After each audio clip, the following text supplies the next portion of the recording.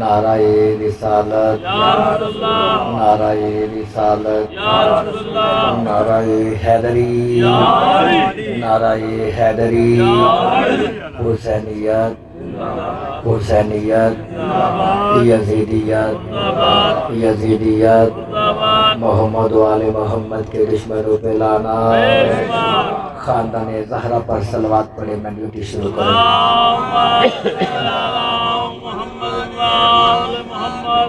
اعوذ باللہ من الشیطان الرجیم، بسم اللہ الرحمن الرحیم۔ الحمد للہ رب العالمین، الصلاۃ والسلام علی سید الانبیاء والمرسلین، الذی قال فی شانہ وما ارسلناک الا رحمۃ للعالمین، وخاتم النبیین، سیدنا و نبینا و شفیع ذنوبنا و طبیب قلوبنا ابی القاسم محمد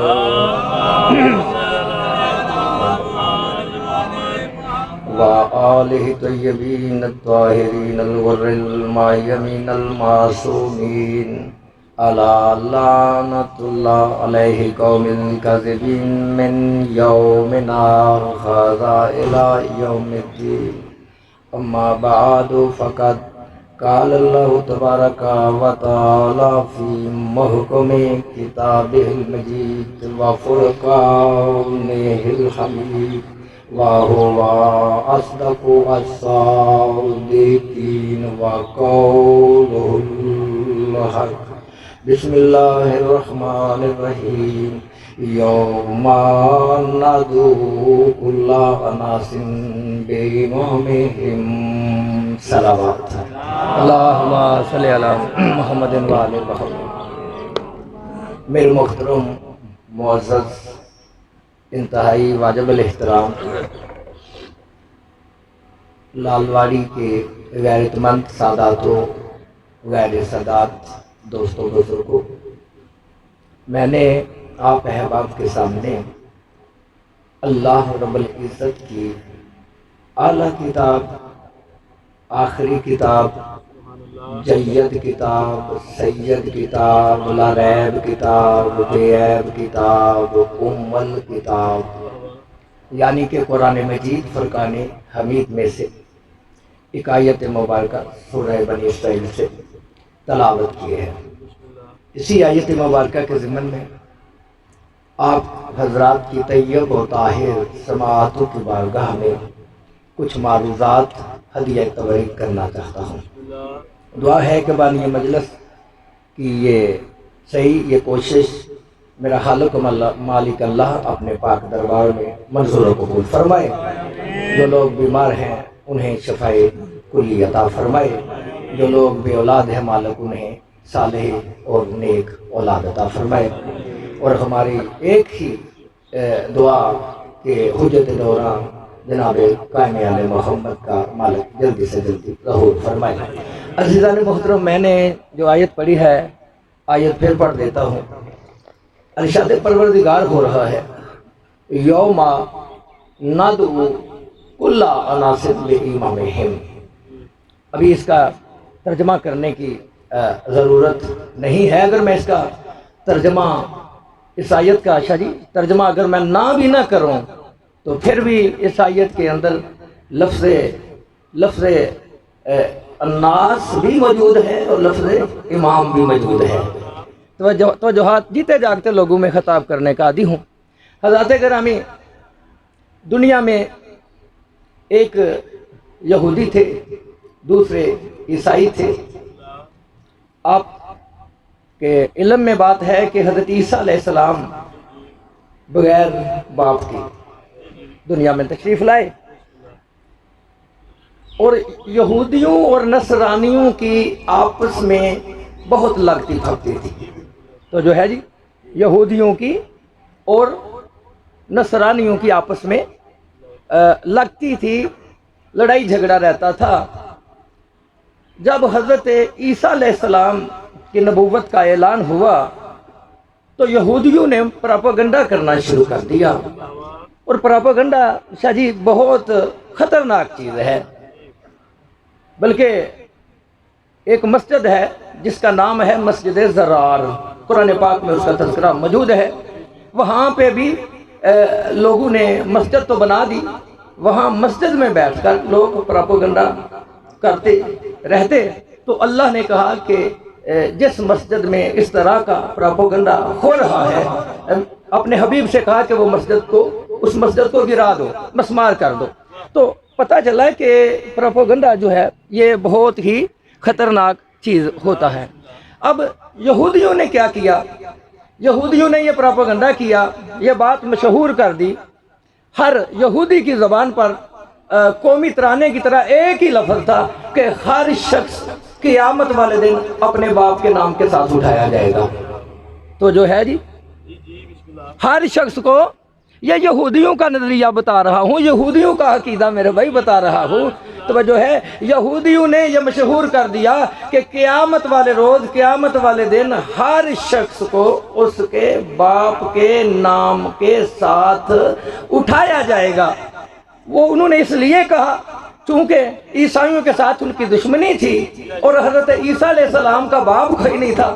وہ عیسائیوں کو تکلیف پہنچانے کے لیے کہ ہر شخص اپنے باپ کے نام کے ساتھ اٹھایا جائے گا، عیسائی پریشان ہوئے۔ انہوں نے کہا کہ ہمارے نبی کا تو باپ ہی کوئی نہیں ہے، ہمارا نبی جب نہیں اٹھے گا ہم کس کے ساتھ اٹھیں گے؟ ہمارے عیسیٰ کا تو باپ ہی کوئی نہیں ہے، تو پھر جب عیسیٰ نہیں اٹھے گا تو پھر ہم عیسائی کس کے نام کے ساتھ پکارے جائیں گے، اٹھائے جائیں گے؟ ان کو سزا دی جائے گی، ندا دی جائے گی، آواز دی جائے گی۔ تو حضرات گرامی ادھر یہودیوں نے کہا تھا، پتہ کیا کہا تھا؟ کہ ہر شخص کو اس کے باپ کے نام کے ساتھ حشر والے دن، قیامت والے دن اٹھایا جائے گا۔ اب عیسائیوں نے بھی اس کا جواب گھڑ لیا اور یہ پروپیگنڈا کرنا شروع کر دیا، نہیں نہیں نہیں نہیں، ہر شخص قیامت والے دن باپ کے نام کے ساتھ نہیں اٹھایا جائے گا بلکہ ماں کے نام کے ساتھ اٹھایا جائے گا۔ تو میں جو چاہتا ہوں جیتے جاگتے لوگوں میں خطاب کرنے کا عادی ہوں۔ عیسائیوں نے کیا کہا کہ ہر شخص قیامت والے دن، ہر شخص قیامت والے دن اپنی ماں کے نام کے ساتھ اٹھایا جائے گا۔ بھائی ہم نہ تو یہودی ہے نہ عیسائی ہے، ہم ہیں اولاد آدم۔ ہم پریشان ہوئے کہ حضرت موسیٰ کا باپ تھا، توجہ ہے، تو یہودیوں نے کہہ دیا کہ ہر شخص باپ کے نام کے ساتھ اٹھایا جائے گا، اور عیسائیوں نے کہہ دیا کہ ہر شخص ماں کے نام کے ساتھ اٹھایا جائے گا، کیونکہ حضرت عیسیٰ کا باپ بے شک نہیں تھا، ماں تو تھی نا۔ اب ہم ہیں اولاد آدم، ہم پریشان ہو گئے، ہم گھبرا گئے کہ باری اللہ ہمارا کیا بنے گا؟ جس آدم کی ہم اولاد ہے اس آدم کا نہ باپ ہے نہ ماں ہے، ہمارا کیا بنے گا؟ ہم کس کے ساتھ اٹھیں گے؟ ہم کس کے ساتھ اٹھیں گے؟ بھائی دیکھیے ہم آدم کی اولاد ہے نا، تو حضرت آدم کی نہ ماں ہے نہ باپ ہے، نہ ماں ہے نہ باپ ہے، نہ ماں ہے نہ باپ ہے، تو یا تو پھر کوئی ماں کے ساتھ اٹھے گا یا باپ کے ساتھ اٹھے گا۔ ہم جب پریشان ہوئے، امت محمدیہ گھبرائی، پریشان ہوئی، تو اللہ رب العزت نے سورہ بنی اسرائیل میں یہ آیت بھیج کر مشکل کشائی فرما دی۔ حبیب اپنے امتیوں سے کہہ دو یوم ندعو کل اناس بامامہم، قیامت والے دن نہ کوئی باپ کے ساتھ اٹھے گا نہ ماں کے ساتھ اٹھے گا، بلکہ ہر شخص اپنے امام کے ساتھ اٹھے گا۔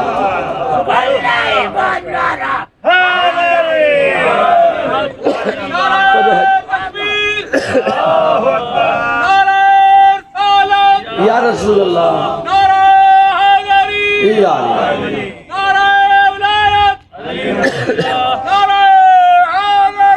علی، مالک آپ کو سلامت رکھے۔ سبحان اللہ سبحان اللہ۔ ہر شخص قیامت والے روز اپنے امام کے ساتھ اٹھے گا۔ اب سامعین گرامی قدر، سچ بھی یہی ہے، سچ بھی یہی ہے، حقیقت ہے، قرآن ہے۔ اب حضرات گرامی، ہر اصل کی نقل بھی موجود ہے،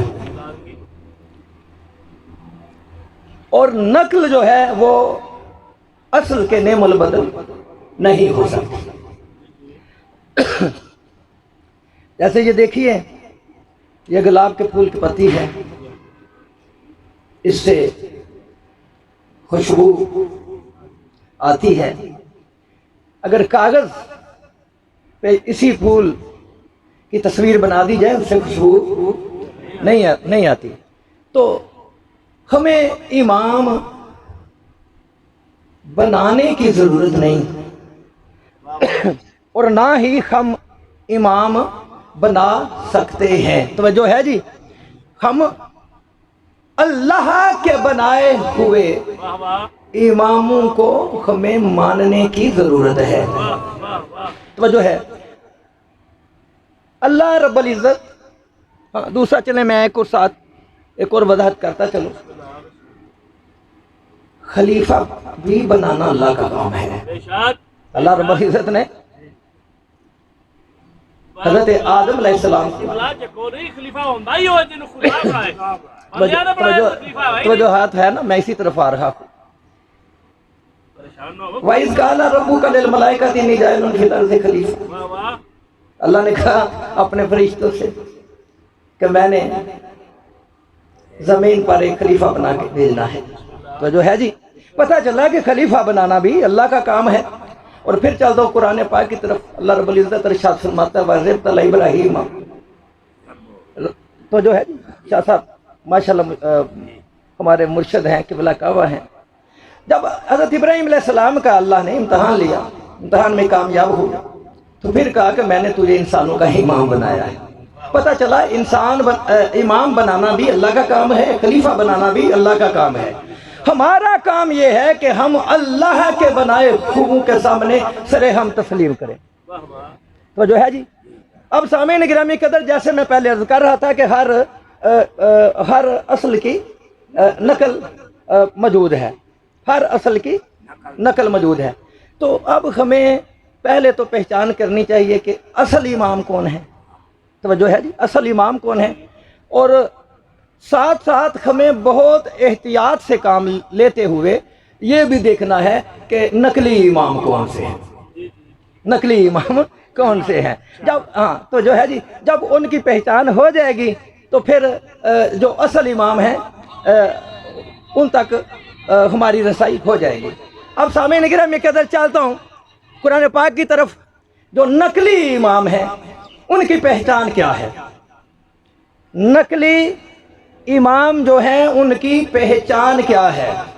دیکھو نا، 5000 کا نوٹ ہو، لوگ کہتے ہیں جی اس کی جو اصل ہے اس کی یہ پہچان ہے، جو نقل ہے اس کی یہ پہچان ہے۔ تو اللہ نے نقلی اماموں کی پہچان کروائی ہے قرآن میں۔ اللہ رب العزت، چلتا ہوں قرآن کی طرف، ارشاد پروردگار ہے ثم آئمۃ یدعون الی النار، کہ نقلی امام وہ ہے، نقلی امام وہ ہیں جو لوگوں کو جہنم کی طرف بلاتے ہیں، جہنم کی طرف بلاتے ہیں۔ میں نے بہت تدبر کیا، بہت غور و فکر کیا، یہ کون سے امام ہیں، یہ کیسے امام ہیں، یہ کیسے پیشوا ہیں جو دنیا کو، جو لوگوں کو، اپنے ماننے والوں کو جہنم کی طرف بلاتے ہیں۔ پھر مجھے پتہ چلا کہ یہ وہ امام ہیں جو بدھ کو جمعہ پڑھاتے ہیں۔ واہ واہ سبحان اللہ نقلی امام وہ ہیں کہ جو یا علی مالک آپ کو سلام۔ توجہ ہے، وہی نقلی امام شاہ جی ہو سکتے ہیں نا جو بدھ والے دن جمعہ پڑھاتے ہیں۔ اب سامعین گرامی قدر، ہمارے امام ہیں کتنے؟ 12 کے 12 سید ہیں، 12 کے 12 سید ہیں، 12 کے 12 جید ہیں، 12 کے 12 لجپال ہیں، 12 کے 12 کریم ہیں، 12 کے 12 سخی ہیں، 12 کے 12 ہادی ہیں، 12 کے 12 لجپال ہیں، 12 کے 12 کریم ہیں، 12 کے 12 کا خون ایک ہے، 12 کے 12 کا قانون ایک ہے، 12 کے 12 کا حسب ایک ہے، 12 کے 12 کا نسب ایک ہے، 12 کے 12 کا حلال ایک ہے، 12 کے 12 کا حرام ایک ہے۔ واہ واہ واہ سبحان اللہ ہیں 12 لیکن اصول ایک ہے، ہیں 12 قانون ایک ہے، ہیں 12 حسب ایک ہے، نسب ایک ہے۔ تو اب ہمارے پاس 13ویں امام کی گنجائش ہی نہیں ہے۔ جناب امام زین العابدین علیہ السلام اللہم صلی علی محمد وآل محمد، وہ فرماتے ہیں کہ اگر 12 کے بعد کوئی 13واں امام ہونا ہوتا نا تو وہ حضرت عباس علمدار ہوتے. سبحان اللہ، اگر کوئی ہونا ہوتا تو حضرت عباس، چونکہ غازی عباس علمدار میں ہر خوبی موجود ہے. علی کا بیٹا ہے، حاجت روا ہے، مشکل کشا ہے، منتیں پوری کرتا ہے. سبحان اللہ، اور اس وقت شاہ جی پوری ورلڈ میں، پوری دنیا میں جتنے بھی اسلامک اور نان اسلامک ممالک ہیں، میری ریسرچ کے مطابق، تحقیق کے مطابق، کوئی ایسا دنیا میں ملک نہیں ہے، کوئی ایسا شہر نہیں ہے جہاں پہ حضرت عباس علمدار کا علم نہ لہرا رہا ہو. سبحان اللہ، پوری ورلڈ میں، پوری دنیا میں غازی عباس علمدار کا علم لہرا رہا ہے. یہاں پہ گجرات میں ہندوستان کا جھنڈا آپ کو لہراتا ہوا نظر نہیں آئے گا. امریکہ کا جھنڈا، چائنا کا جھنڈا، افغانستان کا جھنڈا، سعودی عربیہ کا جھنڈا. صرف غازی عباس علمدار وہ لاجپال اور وہ سخی ہیں کہ جن کا جھنڈا، جن کا علم پاک پوری دنیا میں لہرا رہا ہے اور قیامت تک لہراتا رہے گا. اب سامعین کرام، یہ قدر ہمارے پاس گنجائش نہیں ہے کہ دنیا ہمیں مجبور کرے کہ آپ کسی 13ویں کو امام مان لو. جو لوگ ہمیں مجبور کرتے ہیں، ہم انہیں کہتے ہیں، دلیل کے ساتھ منواتے ہیں کہ بھئی دیکھو، ہم نے بیٹا جناب علی بن ابی طالب کا ہے، سید ہے، لاجپال ہے، کریم ہے، سخی ہے، مشکل کشا ہے، حاجت روا ہے، علی کا بیٹا ہے. لیکن ہم نے عباس جیسے سخی کو، عباس جیسے علی کے جری بیٹے کو امام نہیں مانا، تو جو قوم حضرت عباس علمدار جیسے علی کے بیٹے کو امام نہیں مانتی، وہ تیرے ایرے وغیروں کو کیسے امام مان لے؟ تو جو ہے ہم نہیں مان سکتے. اب مسئلہ امامت بہت اہم ہے. بس یہ فضائل کا آخری فقرہ، طبیعت ساتھ نہیں دے رہی، آپ محسوس کر رہے ہوں گے.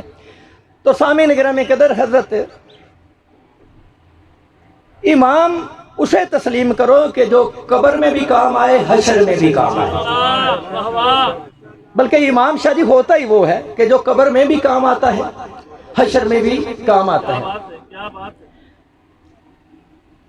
جناب سیدہ فاطمہ بنت اسد صلوات اللہ علیہا، وصال ہوا. پڑھے لکھے لوگ تشریف فرما ہے. بی بی کا انتقال ہوا، وصال ہوا اس جہان سے. بی بی نے پردہ فرمایا. اب اللہ کے نبی نے کیا کیا کہ اپنا پیرہن، اپنے پیرہن کا، اپنے لباس کا بی بی کو کفن پہنا. محمد رسول اللہ نے اپنی چچی اماں کو اپنی قمیض کا کفن پہنایا، قبر میں خود اتارا. جناب علی بن ابی طالب کی والدہ محترمہ کو. میں کہتا ہوں کہ فاطمہ بنت اسد وہ واحد بی بی ہے کہ جس کو رسول خدا ماں کہہ کر پکارا کرتے تھے. تو جو ہے یہ وہ بی بی ہے کہ جس نے اپنے ہاتھوں سے لقمے توڑ توڑ کر رسول خدا کو کھلائے ہیں. توجہات کا طالب.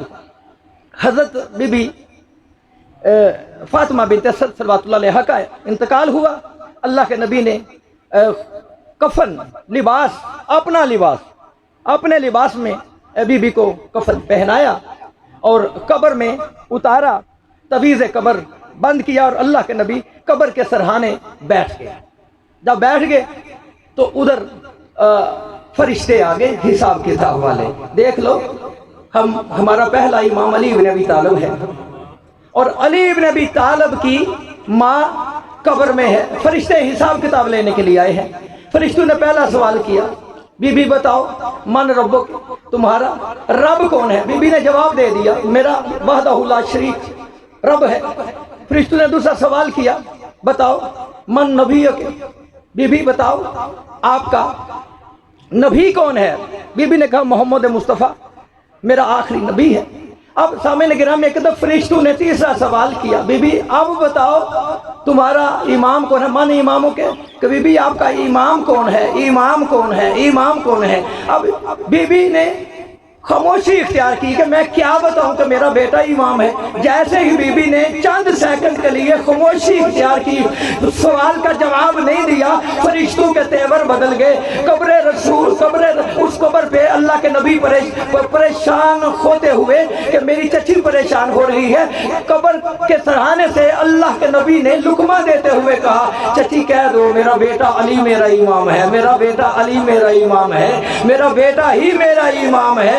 تو پھر گجرات والوں فیصلہ ہو گیا کہ اگر علی کی ماں ہو، علی کے بغیر قبر میں علی کی ماں کا علی کے بغیر گزارا نہیں ہوتا، میرا اور آپ کا علی کے بغیر کیسے گزارا ہو سکتا ہے؟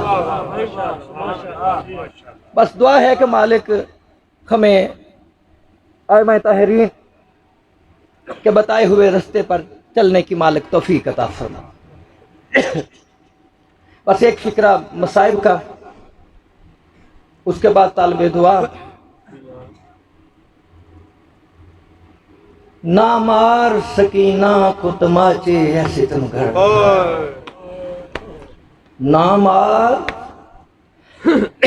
سکینہ کو تماچے ہے ستمگر، احساس یتیمی بڑی سخت سزا ہے۔ مالک آپ کا پرسہ قبول فرمائے۔ اپنے کانوں کو یوں چھپا لیتی تھی، اپنے کانوں کو یوں چھپا لیتی تھی، جب سکینہ کو مسلمان نظر آتے تھے۔ اجرکم اللہ، اجرکم۔ کروٹ جب بدلتی تھی تو دکھ جاتے تھے کان، کروٹ جب بدلتی تھی تو دکھ جاتے تھے کان، جب تلک زندہ رہی سونے سے گھبراتی رہی۔ اجرکم اللہ، اجرکم اللہ۔ عزاداران امام مظلوم 10 محرم کو مولا حسین پاک کی شہادت کے بعد جب خیموں کو آگ لگی نا تو سیدزادیاں ایک دوسرے سے اس طرح سے جدا ہوئیں جیسے کسی تسبیح کا دھاگا ٹوٹ جائے اور دانے بکھر جاتے ہیں۔ بی بی زینب نے ٹیلہ زینبیہ پہ ایک ایک بیوہ عورت کو، ایک ایک یتیم بچے کو اور یتیم بچیوں کو اکٹھا کرنا شروع کیا۔ ایک بچی ہے جو نظر نہیں آئی۔ یہ کون بچی ہے؟ یہ سکینہ بنت الحسین ہے۔ بی بی کہتی ہے اماں فضا ہماری غیرت کا سوال ہے، سکینہ نظر نہیں آئی، اور سکینہ کو ڈھونڈتے ہیں۔ جناب فضا کے ساتھ، جناب ام کلثوم کے ساتھ، جناب رقیہ پاک کے ساتھ جناب زینب چلتے چلتے مقتل گاہ میں آئیں اور سوچا کہ اپنے چچا عباس سے سکینہ کو بہت محبت تھی، ہو سکتا ہے سکینہ اپنے چچا کے پاس چلی گئی ہو۔ اجرکم من اللہ۔ جناب زینب جناب عباس کی لاش پہ پہنچ کر پوچھتی ہیں میرے بھیا عباس سکینہ تمہارے پاس تو نہیں آئی؟ جب پوچھا نا تمہارے پاس تو نہیں آئی تو عزادارو لاش سے آواز آئی تھوڑی دیر پہلے آئی تھی، اب علی اکبر کی لاش کی طرف چلی گئی ہے۔ اجرکم من اللہ، اجرکم من اللہ۔ مالک آپ کا پرسہ قبول فرمائے۔ بس عزادارو بی بی مقتل گاہ سے چلتی چلتی جناب علی اکبر کی لاش کی طرف آئی اور کہا بیٹا اکبر بتا تیری بہن سکینہ نہیں مل رہی، سکینہ تیرے پاس تو نہیں آئی؟ لاش سے آواز آئی پھوپھی اماں تھوڑی دیر پہلے آئی تھی، اب بابا کے پاس چلی گئی ہے۔ اجرکم من اللہ۔ بس عزادارو ختم کروں۔ جناب سکینہ جناب حسین پاک کے زخمی سینے پہ اپنا سر رکھ کے لیٹ گئی یا قدموں میں لپٹ کے سو گئی۔ ادھر عزادارو جناب زینب جب قریب آئیں، جناب سکینہ کو جگایا۔ جناب زینب نے کہا سکینہ بیٹے رات کے اس وقت رات کے اس وقت، رات کی اس تاریکی میں تو اکیلی یہاں آ گئی ہے۔